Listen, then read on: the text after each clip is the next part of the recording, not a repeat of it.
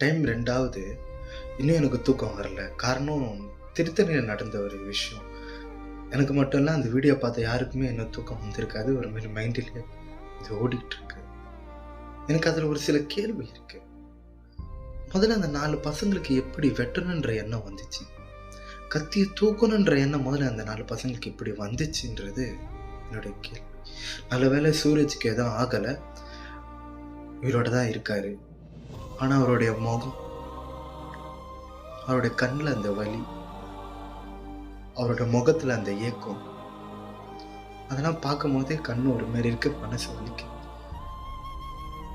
Police என்னதான் பண்றாங்க? அதான் போலீஸ் பிடிச்சிட்டாங்களே ப்ரோ, அந்த பசங்களை பிடிச்சிட்டு கைகால உடைச்சிட்டாங்கன்னு சில பேர் சொல்லலாம். அதுதான் போலீஸோட வேலையா? குற்றம் நடக்காம பார்த்துக்கிறது தான் போலீஸோட வேலை. குற்றம் நடந்துட்ட பிறகு போய் அரெஸ்ட் பண்றது கிடையாது.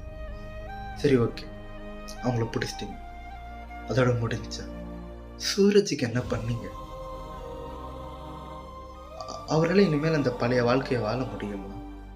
இனி எங்க பார்த்தாலும், எந்த தமிழர்களை பார்த்தாலுமே அவருக்கு அந்த பயம் இருக்க செய்யாதா? ஏன் இது நடக்குது? இந்த மாதிரி பிரச்சனைகள் தொடர்ந்து ஏன் தமிழ்நாட்டில் நடக்குது? என்ன காரணம்? என்ன பண்ணா மாறும்?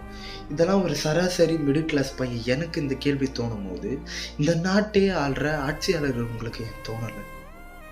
அப்படி ஒரு விஷயம் தோணிருந்தா இன்னைக்கு இப்படி ஒரு சம்பவம் நடந்திருக்காது. எனக்கு பயமா இருக்கு, இப்படிப்பட்ட ஒரு சமுதாயத்துல, இந்த நாட்டுல, இந்த ஸ்டேட்ல வாழ்றதுக்கு. இந்த நாட்டுல வாழ்ற ஒரு பிரஜையா நான் கேட்கிறேன், ப்ளீஸ் எங்களுக்கு இங்க நல்ல ஆட்சி கொடுக்க வேணாம். இப்படிப்பட்ட ஒரு சம்பவம் நடக்காம பார்த்துக்கிட்டாலே போதும். இன்னைக்கு சூரஜுக்கு நடந்த விஷயம் நாளைக்கு எனக்கு நடக்காதுன்றது என்ன உத்தரவாதம்? வீடியோ பார்க்குற உங்களுக்கு நடக்காதுன்றது என்ன உத்தரவாதம்? நீதிமன்றங்கள் இந்த இஷ்யூல தலையிட்டு சூரஜுக்கு ஒரு நீதியை வாங்கி கொடுக்கணும். அவர் ஒரு மேம்பட்ட வாழ்க்கை வாழ உதவி செய்யணும். இனி இப்படிப்பட்ட ஒரு விஷயம் தமிழ்நாட்டில் நடக்கக்கூடாது. அதுக்காக நான் கடவுளை வேண்டிக்கிறேன்.